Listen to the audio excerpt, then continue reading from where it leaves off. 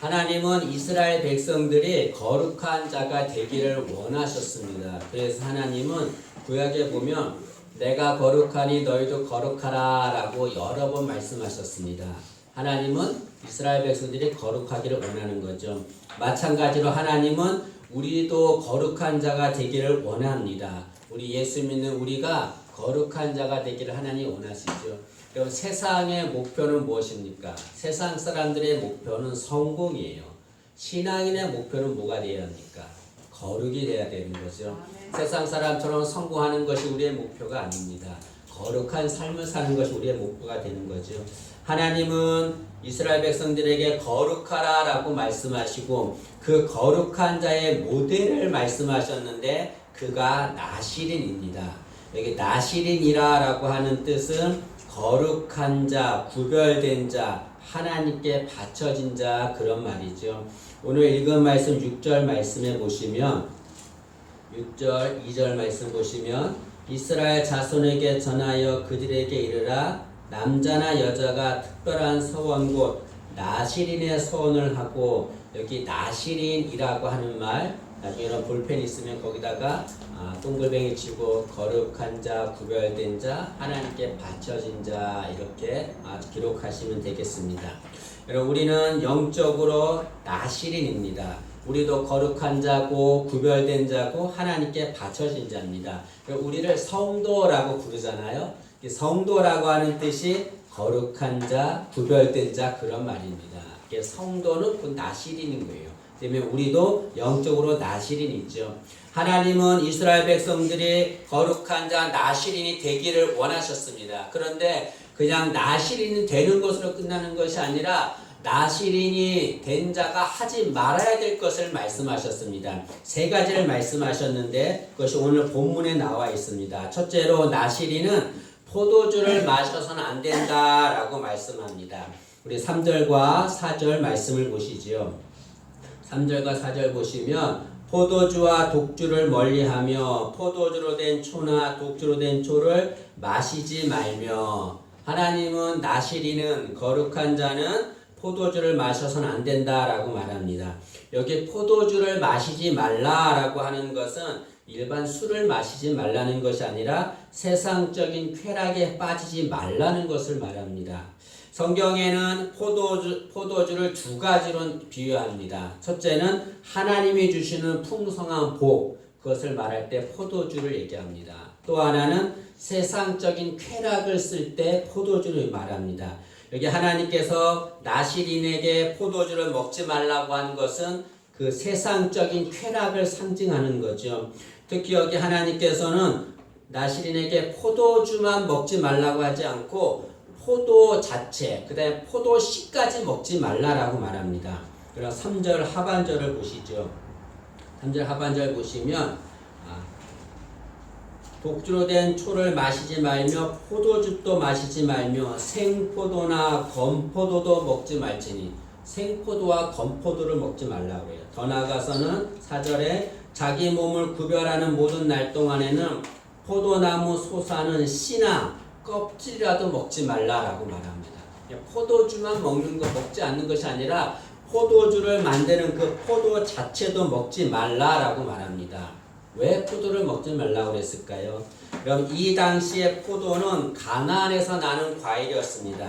가나안은 어떤 곳이었습니까? 하나님을 버리고 우상을 숭배하며 죄악된 쾌락에 빠진 족속이었습니다.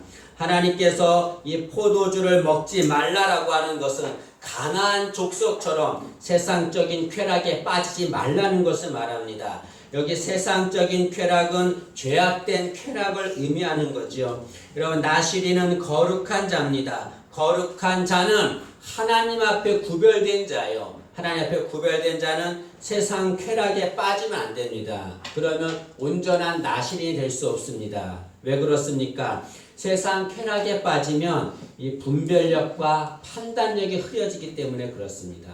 나시린이 하나님에 대한 분별력과 판단력이 흐려지면 온전한 나시린 생활을 할 수가 없습니다. 여러분 성막이 있는데요. 성막이 제사장이 성막에서 그 제사를 집행합니다. 그런데 제사장은 성막에서 분향을 하는데 분향할 때는 반드시 제단에 있는 불로서만 분향해야 합니다. 왜냐하면 그 제단의 불은 하나님이 내리신 불이거든요. 그런데 제사장인 나답과 아비후가 있습니다. 아론의 두 아들입니다. 근데 이들은 제사장임에도 불구하고 분향을 할 때 하나님이 명하지 않는 다른 불로 분향을 했습니다. 그 결과 나답과 아비후는 죽임을 당했죠. 여러분, 나답과 아비후는 제사장이에요. 하나님께서 분명히 다른 불로 분향하면 안 된다는 걸 들었습니다. 알았습니다. 그런데 어떻게 이런 실수를 했을까요? 그 이유는 나답과 아비후가 포도주를 마셨기 때문에 그렇습니다. 제사장임에도 포도주를 마시니까 분별력과 판단력이 흐려져서 그것이 없어져서 다른 불로 분향을 하고 하나님께 저주를 받게 된 거죠. 여러분, 노아라고 하는 사람이 있습니다. 노아는 하나님이 인류를 심판하실 때에 그 심판에서 살아남은 자입니다. 성경은 그 노아를 위인이요 당대의 완전한 자요 하나님과 동행한 자다라고 말합니다. 그런데 이 노아가 홍수 심판이 지난 후에 자식들에게 자신의 벌거벗은 하체를 드러내는 실수를 했습니다. 어떻게 이런 실수를 했습니까?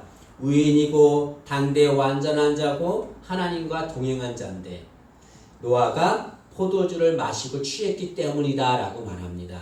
여러분, 이런 노아도 포도주를 마시니까 분별력과 판단력이 흐려진 거죠. 여러분, 마찬가지입니다. 세상 쾌락에 빠지면 분별력과 판단력이 흐려지게 되는 거죠. 그래서 온전한 나시린의 모습으로 살 수가 없습니다. 신앙인도 쾌락에 빠지면 온전한 신앙생활을 할 수 없습니다. 여러분, 세상에 많은 사람들은 세상 쾌락을 누리며 살려고 합니다. 그래서 마약에 손을 대고 도박에 손을 대고 그렇습니다. 여러분, 도박은 참 무서운 것이에요. 그래서 도박에 한번 빠지면 그 사람 인생이 망가집니다. 파멸에 이르죠. 그럼에도 불구하고 많은 사람들이 도박에 빠져서 헤어나지 못하고 있습니다. 어떤 사람들은 그 도박을 하기 위해서 폐유지를 주워요. 그 폐유지를 주워서 그거 모은 돈으로 도박하러 갑니다. 어떤 사람은 빚을 내서 도박합니다. 왜 그렇습니까? 그 도박이 사람에게 쾌락을 주기 때문에 그렇습니다. 도박의 장점이 있어요. 도박의 장점은 재미있다는 겁니다. 도박의 단점이 있습니다. 무엇일까요? 너무 재밌다는 거예요, 여러분. 도박이 너무나 재밌으니까 그 쾌락에 한번 빠지면 헤어나오지 못하는 거예요. 분별력과 판단력이 흐려지게 되는 거죠. 여러분, 신앙인도 세상 쾌락에 빠지면 분별력과 판단력이 흐려집니다. 그리고 나중에는 신앙을 포기하게 되는 거죠. 그러면 이렇게 질문하는 사람이 있을 것입니다. 아니, 그러면 이 세상에 살면서 쾌락도 누리지 않고서 무슨 낙으로 이 세상에서 삽니까? 라고 질문하는 사람이 있을 겁니다. 그러나 여러분, 신앙인은 세상이 주는 쾌락, 세상이 주는 즐거움으로 사는 것이 아닙니다. 신앙인은 하나님이 주시는 즐거움으로 사는 거죠. 하나님이 주시는 기쁨으로 사는 겁니다. 진정한 즐거움, 진정한 기쁨은 하나님에게서 나오는 것입니다. 여러분, 세상이 주는 쾌락이 아무리 좋아도 하나님이 주시는 즐거움과는 상대가 되지 않습니다. 차원이 다르죠. 주님께서 이렇게 말씀하셨습니다. 요한복음 14장 27절에 평안을 너희에게 끼치노니 곧 나의 평안을 너희에게 주노라. 내가 너희에게 주는 것은 세상이 주는 것과 같지 아니하니라. 예수님 말씀하시기를 내가 너희에게 평안을 주는데 세상도 너희에게 평안을 준다. 그러나 내가 너희에게 주는 평안은 세상이 주는 평안과 다르다라고 말합니다. 상대가 되지 않는 거죠. 여러분, 참다운 기쁨은 하나님에게서만 나오는 것입니다. 우리는 하나님이 주시는 기쁨을 누리며 살아야 합니다. 그러나 그렇게 하기 위해서 무엇을 해야 됩니까?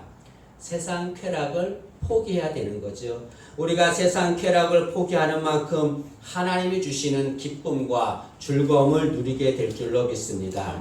여러분, 지금 이스라엘 백성들은 이 광야길을 걷고 있어요. 얼마나 무덥습니까? 이 무더운 광야길을 걸을 때 시원한 포도와 포도주를 마신다는 것은 얼마나 기쁜 일입니까? 이 무더운 광야에서 시원한 포도와 포도주를 포기하는 것은 어려운 일입니다. 그러나 그럼에도 나시린은 포도주를 포기해야 돼요. 그래야 하나님 주시는 즐거움을 누릴 수 있습니다. 우리는 세상 쾌락에 너무나 많이 빠져 있어요. 그러니까 아무렇지도 않게 세상 쾌락 속에 살아가고 있습니다. 그러나 우리가 세상 쾌락을 누리는 만큼 하나님이 주시는 즐거움과 기쁨을 누리지 않게 되는 거죠. 여러분, 세상 쾌락을 포기하기를 바랍니다. 그리고 하나님이 주시는 기쁨을 누리는 우리 되기를 간절히 소망합니다. 제가 이 말씀을 묵상하다가 나시리는 포도주를 마셔서는 안 된다라고 했는데, 그러면 우리는 아무 포도주도 마시지 말아야 되는가를 묵상하다가 제가 묵상한 것은 세상적인 포도주를 마시지 말아야 된 대신에 우리가 마셔야 될 포도주가 있다는 것을 묵상했습니다. 우리가 마셔야 될 포도주가 있어요. 그것이 뭡니까? 주님의 보혈입니다. 주님께서 십자가를 지시기 전에 제자들과 마지막 만찬을 하셨습니다. 그때 떡과 빵과 포도주가 있었는데 주님께서 빵을 주면서 먹으라, 이것은 내 살이다 라고 말씀하셨습니다. 그리고 포도주를 주면서 이것을 마시라 라고 말씀했어요. 그리고 말씀하시기를 이 포도주는 너희를 위해서 흘리는 나의 보혈이다, 나의 피다 라고 말씀하셨습니다. 마태복음 26장 27절과 28절에 이렇게 말합니다. 또 잔을 가지사 감사 기도하시고 그들에게 주시며 이르시되 너희가 다 이것을 마시라. 이것은 죄 사함을 얻게 하려고 많은 사람을 위하여 흘리는 바 나의 피 곧 언약의 피라. 주님께서 포도를 주면서 이것을 마시라라고 말합니다. 이것은 나의 피인데 이 피가 어떤 일을 하는가? 죄 사함을 얻게 한다라고 말합니다. 여러분, 죄 사함을 얻는다는 것은 뭘 말합니까? 거룩하게 되고 구별되게 된다는 것을 말하는 거죠. 다시 말하면 우리가 주님의 보혈을 마실 때 우리는 거룩하고 구별할 된 자가 됩니다. 우리는 영적 나실인이 되는 거죠. 여러분, 세상 포도주는 마셔서는 안 되는 거예요. 그러나 주님이 주시는 포도주, 그것을 우리는 마셔야 됩니다. 여러분, 세상 쾌락에 살지 않기를, 세상 포도주를 마시지 않기를 바랍니다. 주님이 주시는 포도주, 그 포도주 마시고 영적 나시린의 삶을 사는 우리 되기를 간절히 소망합니다. 두 번째로 나시린은 머리카락을 잘라서는 안 된다라고 말씀하셨습니다. 5절 말씀을 보세요. 5절을 보시면 그 서원을 하고 구별하는 모든 날 동안은 삭도를 절대로 그의 머리에 대지 말 것이라 라고 말합니다. 여기 삭도라고 하는 것은 면도칼 같은 거예요. 머리에 대지 말라는 건 머리카락을 자르지 말라는 거죠. 그럼 머리카락을 자르지 말라는 것은 뭘 말합니까? 그것은 하나님이 생명의 주인임을 인정하라는 거죠. 여러분, 머리카락이 자란다고 하는 것은 생명이 자란다는 것을 말합니다. 여러분, 머리카락이 자라는 것은 우리의 노력과 능력으로 자라는 거 아니에요. 이것은 하나님이 자라게 하시는 것입니다. 때문에 머리카락이 자라게 하신다고 하는 것은 하나님이 생명의 주인임을 말하는 겁니다. 머리카락을 자르지 않는 것은 하나님이 내 생명의 주인입니다 라고 고백하는 거예요. 그런데 그 머리카락을 자른다는 것은 뭘 말합니까? 하나님이 내 생명의 주인이 아니라 내가 내 생명의 주인이다라고 말하는 것이죠. 이것은 어리석은 것입니다. 여러분, 인간의 생명은 하나님의 주권하에 있는 겁니다. 그래서 여러분, 살인이 악한 것이 무엇입니까? 인간의 생명은 사람에 의해서 결정되는 게 절대로 아니에요.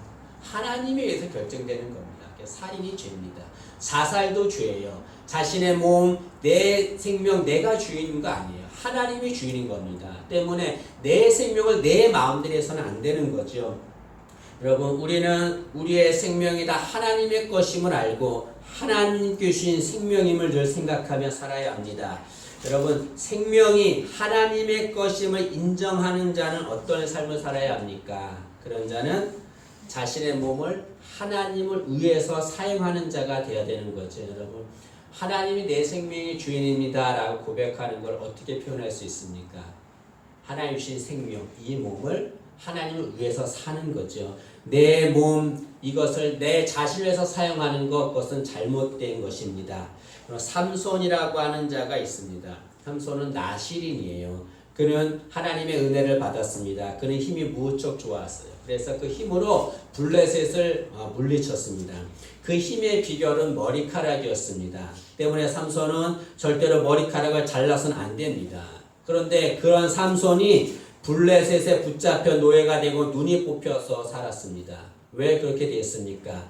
드릴라라고 하는 여인에게 유혹에 넘어가서 자신의 힘의 비밀인 머리카락 비밀을 알려줬죠. 그래서 머리카락이 잘렸습니다. 여러분, 삼손이 머리카락의 비밀을 알려준 이유는 무엇입니까? 자신의 머리카락이 자신의 것이라고 생각했기 때문에 그렇습니다. 그러니까 그 머리카락의 비밀을 알려준 거죠. 여러분, 삼손의 머리카락의 힘, 그건 하나님이 주신 것입니다. 자신의 것이 아니죠. 마찬가지로 우리의 몸 내 것 아닌 거예요. 하나님의 것입니다. 하나님을 위해서 사용해야 합니다.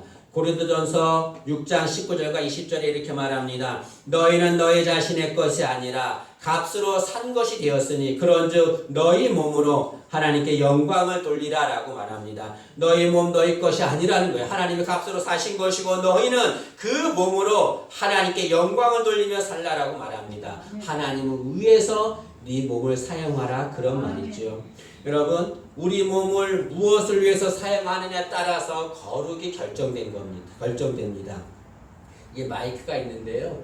이 마이크가 교회에서 말씀을 전하는 데 사용되면 거룩한 것이 됩니다. 성물이 되는 거죠. 그러나 이 마이크가 다른 데서 남을 비방하는 데 사용되면 부정한 것이 되는 겁니다. 마찬가지로 우리 몸을 악한 것을 위해서 사용되면 우리 몸은 부정한 것이 되는 거예요. 그러나 우리 몸을 하나님을 위해서 사용하면 우리 몸은 거룩한 것이 되는 거죠. 여러분, 생각을 해보세요. 어떤 사람은 내 몸 하나님을 위해 사용하는 건 너무 힘듭니다 라고 말하는데, 여러분, 우리 같은 이 몸 가지고 거룩하신 하나님, 그 하나님 위해서 사용은 된다는 거 얼마나 귀한 일입니까, 여러분? 아무나 우리 몸을 하나님 위해 사용하지 않습니다.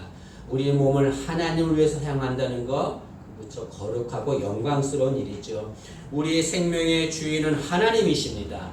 그 하나님께 우리 몸을 온전히 들여서 하나님 위해서 사용하는 우리 되기를 간절히 소망합니다. 세 번째로 나시린은 시체를 만져서는 안 됩니다. 6절부터 8절까지 나와 있는데요. 이 시체를 만져서는 안 되는데 심지어 일반인을 만지는 것뿐 아니라 자신의 부모와 형제가 죽어도 그 시체를 절대로 만져서는 안 돼요. 다시 말하면 부모와 형제가 죽어도 장례식장에 가서는 안 된다는 거죠. 왜 시체를 만져서는 안 됩니까? 그 이유는 시체는 부정한 것이기 때문에 그렇습니다. 왜 시체가 부정합니까? 여러분, 인간이 죽는다고 하는 것은 죄 때문에 죽는 거예요. 인간은 죄의 결과로 죽는 겁니다. 로마서 6장 23절에 죄의 싹은 사망이다라고 말합니다. 이 말은 죄의 대가는 죄의 결과로 사망이 온다 그런 말이죠. 때문에 여러분, 죄는 부정한 것이에요. 때문에 인간이 죄 때문에 죽었다면 그 인간도, 죽은 자도, 그 시체도 부정한 것이 되는 겁니다. 여러분, 거룩과 부정은 상반된 것입니다. 거룩한 자 나시린이 부정한 것을 만지면 그 나시린도 부정하게 되는 거죠. 어떤 사람이 예수님, 제가 주님을 따르겠습니다 라고 주님께 와서 얘기했습니다. 그래서 주님께서 그 사람한테 나를 따르라 라고 말씀하셨어요. 근데 이 사람이 대뜸 뭐라고 말하냐면, 주님, 제가 주님을 따르겠습니다. 그러나 그 전에 먼저 우리 아버지의 장례를 치르고 와서 주님을 따르겠습니다 라고 말했습니다. 그 말씀을 듣고 주님께서 이렇게 말씀하십니다. 죽은 자들로 자기 죽은 자들을 장사하게 하고 너는 나를 따르라 라고 말합니다. 여기 죽은 자들로 죽은 자를 장사하라. 죽은 자들은 뭘 말합니까? 그때 살아있는 자를 말하는 거예요. 여기 그 뒤에 나오는 죽은 자는 실제로 죽은 자를 말합니다. 근데 하나님 보시기에는 산 자나 죽은 자나 다 똑같이 죽은 자입니다. 이것은 뭘 말합니까? 죽은 자와 함께하면 그 자도 똑같이 죽은 자가 된다는 거죠. 거룩한 자가 부정한 곳에 함께 가면 그 사람도 부정한 자가 됩니다. 주님께서 나를 따르라 라고 말씀하셨어요. 이것은 주님은 생명인 거예요. 주님을 따르면 생명이 되는 거죠. 여러분, 세상적인 것, 부정한 것을 만지면 그 사람도 부정한 대나가 됩니다. 그 사람은 온전한 나시린이 될 수가 없습니다. 하나님 말씀하시기를 그거 만지지 말라라고 말하는 거죠. 여러분, 우리는 살아갈 때에 내가 정말로 사랑하는 것, 내가 정말로 좋아하는 것들이 있습니다. 그것을 만지고 싶어 하죠. 그러나 하나님 보시기에 부정한 것이면 절대로 만져서 안 됩니다. 내가 보기에 아무리 귀하고 소중한 것이라 할지라도 하나님 보시기에 부정한 것이면 만져서는 안 되는 거죠. 여러분, 사람들은 부정한 것을 만집니다. 그 부정한 것을 만지는 이유가 무엇입니까? 그것을 만지면 그것이 자신에게 유익이 될 것이라 생각하기 때문에 그렇습니다. 그래서 뇌물을 받습니다. 뇌물을 받으면 자신한테 유익이 될 거라 생각하는 거예요. 어떤 사람은 남의 물건을 훔쳐서 그것을 자기 것으로 만집니다. 그러면 자신에게 유익이 될 것이라 생각하는 거죠. 여러분 절대로 그렇지 않습니다. 저는 얼마 살지 않았지만 살아온 나를 돌이켜보면 잘못된 것을 만진 것은 제 손에 남은 거 하나도 없습니다. 오히려 그것 때문에 상처를 받고 아픔을 당할 때가 너무나 많습니다. 그러나 하나님이 주시는 것, 그것을 만지면 그것은 언제나 함께하고 그것 때문에 큰 은혜를 받게 되는 거죠. 여러분, 가룟 유다라고 하는 자가 있습니다. 그는 주님의 제자였습니다. 주님의 제자였기 때문에 거룩한 자가 되어야 합니다. 그러나 그는 주님을 배신했습니다. 왜 그렇습니까? 은 30냥을 만졌기 때문에 그렇죠.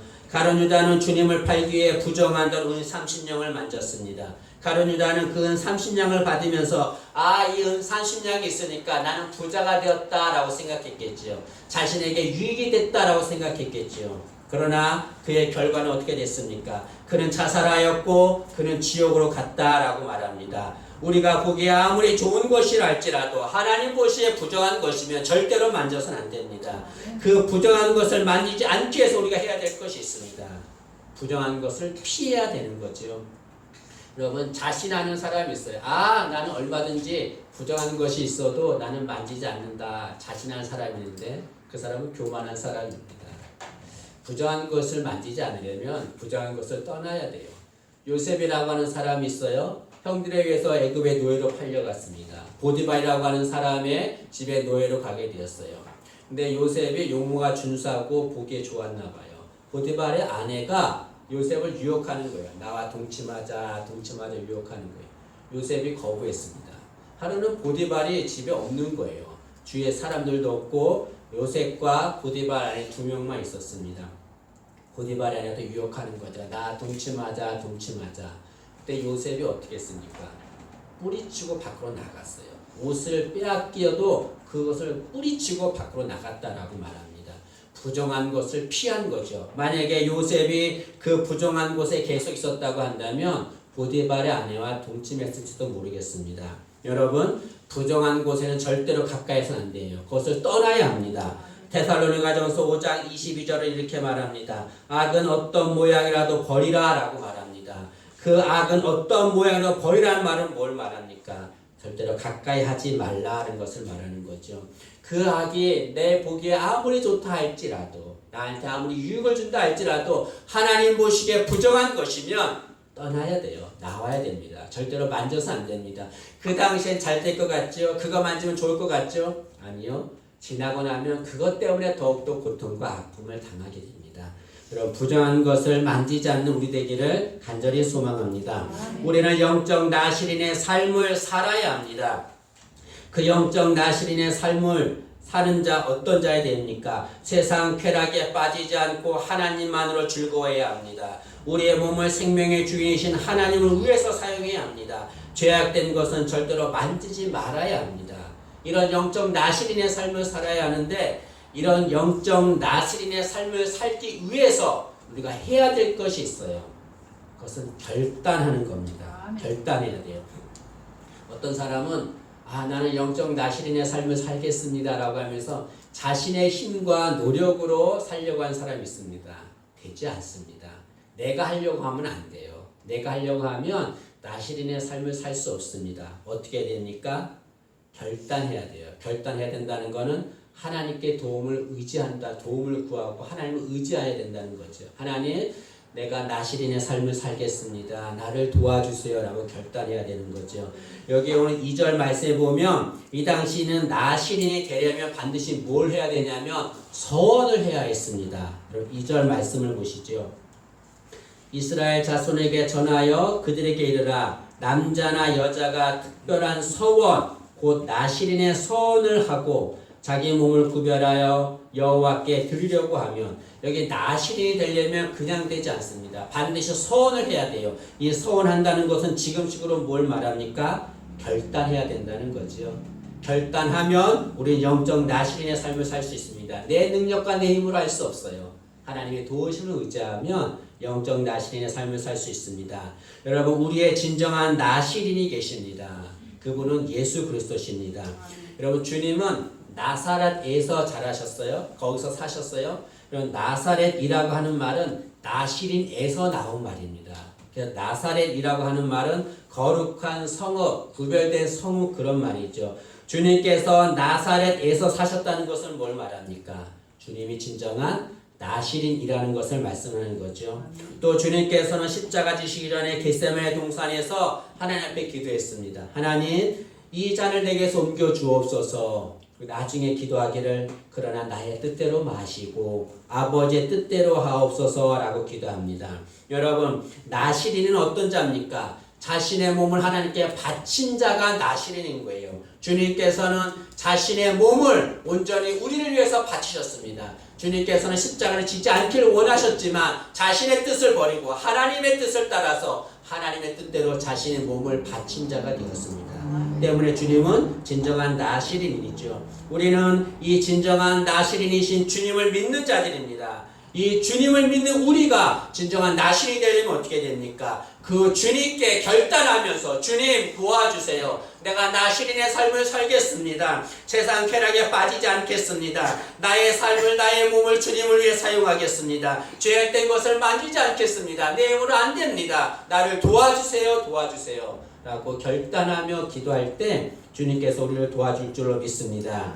여러분, 이스라엘 민족은 살아가면서 많은 어려움을 당했습니다. 이방 민족의 침략을 받았어요. 그럴 때에 그 이방 민족의 침략을 당하는 이스라엘 백성들이 어려움 당할 때에 그들을 도와준 누구를 통해서 도와줬습니까? 나시린을 통해서 이스라엘 백성들을 구원해 주었습니다. 하나님이 이스라엘 백성들 어려울 때에 나시린을 사용한 거죠. 우리도 마찬가지입니다. 우리가 나시린이 되면 하나님 우리를 귀하게 사용할 줄로 믿습니다. 아멘. 나를 통해서 우리 가정을 살리실 것입니다. 아멘. 나를 통해서 우리 교회를 살리실 것입니다. 아멘. 나를 통해서 우리 자녀를 살리실 것입니다. 아멘. 하나님 보시기에 진정한 영적 나시린 되는 우리 되기를 간절히 원합니다. 아멘. 하나님 우리에게 지금 말씀하고 있습니다. 너희들 내가 거룩하니 너희도 거룩하라 라고 말하고 있습니다. 너희들 영적 나시린의 삶을 살라 라고 말씀하는 거죠. 우리 하나님 명령을 따라서 영적 나시린의 삶을 사는 자 되기를 간절히 소망합니다.